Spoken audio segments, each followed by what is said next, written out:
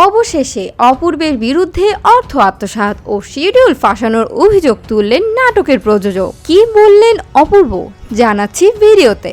2 বছর আগে 24টি নাটকের জন্য 50 লক্ষ টাকায় অভিনেতা জিয়াউল ফারুক অপূর্ব চুক্তিবদ্ধ হন প্রযোজনা প্রতিষ্ঠান আলফা আই স্টুডিওস লিমিটেডের সঙ্গে। চুক্তি মতো প্রতি মাসে 3 দিন সময় দিয়ে নাটকগুলো শুটিং শেষ করে দেওয়ার কথা অপূর্বের।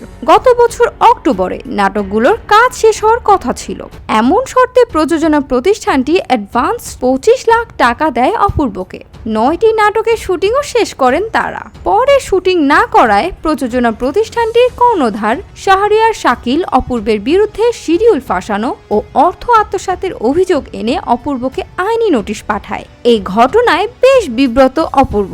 তিনি জানান অভিযোগ সত্য নয়, ঘটনাটি উদ্দেশ্য প্রণোদিত উল্লেখ করে তিনি বলেন অর্থ আত্মসাতের অভিযোগ তার জন্য মানহানিকর। প্রযোজক শাহরিয়ার শাকিল জানান অপূর্বের সঙ্গে তাদের পথ চলা 1.5 যুগের বেশি সময় ধরে। সেই সম্পর্কের জেরেই 2022 সালে তারা একসঙ্গে 24টি নাটকের শুটিংয়ের জন্য চুক্তিবদ্ধ হন। 24টি নাটকের শুটিংয়ের বিপরীতে মোট 9টি নাটকের শুটিং করে অ্যাডভান্স 25 লাখ ও পরে 9 লাখ সহ অপূর্ব 33 লাখ টাকা নেন।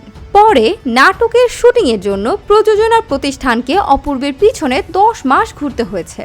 শাহরিয়ার শাকিল আরও জানান আমাদের 9 থেকে 10 মাস ঘোরানোর পরও অপূর্ব শিডিউল দিচ্ছিল না। এ নিয়ে আমি অপূর্বকে কিছুই বলিনি, যেহেতু আমরা বন্ধু। বারবার ভেবেছি সে ব্যস্ত থাকতেই পারে। আমি আমার টিমকে চেষ্টা করতে বলেছি যোগাযোগ রাখতে। এদিকে আমারও নাটকগুলো হস্তান্তর করার কথা ছিল, কিন্তু পারছিলাম না। অপূর্বের সাড়া না পেয়ে 13ই মার্চ আমরা লিগ্যাল নোটিশ পাঠিয়েছি। কোনো মামলা করিনি, কারণ আমরা ক্ষতিগ্রস্ত হচ্ছিলাম। এ বিষয়ে অপূর্ব মুখ খুললেন। তিনি জানান তিনি সততার জায়গা থেকে কাজ করে গিয়েছেন, কিন্তু হঠাৎ এমন ঘটনায় তিনি মানসিকভাবে আহত। তিনি বলেন আমার দীর্ঘদিনের ক্যারিয়ারে এমন ঘটনার মুখোমুখি কখনো হইনি। আমি সহযোগিতার সঙ্গে কাজ করে গিয়েছি।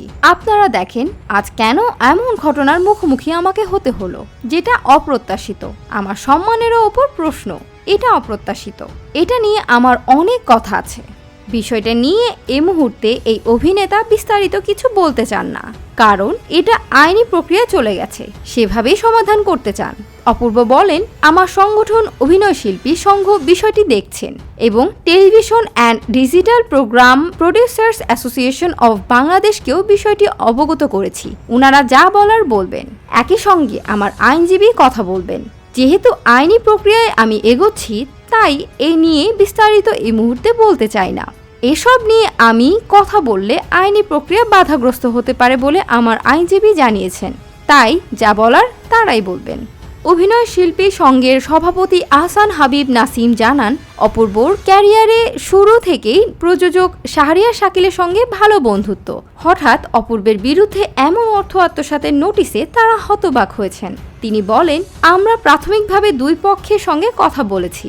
হয়তো 2-1 দিনের মধ্যে আমরা ঘটনাটি নিয়ে একসঙ্গে বসবো। আসলে কি ঘটেছে তখনই জানা যাবে। এটা নিয়ে আপাতত কোনো মন্তব্য করা যাচ্ছে না। অপূর্বকে নিয়ে এমন ঘটনা আমরা আগে শুনিনি। এখন বসলেই বাকি সব জানা যাবে।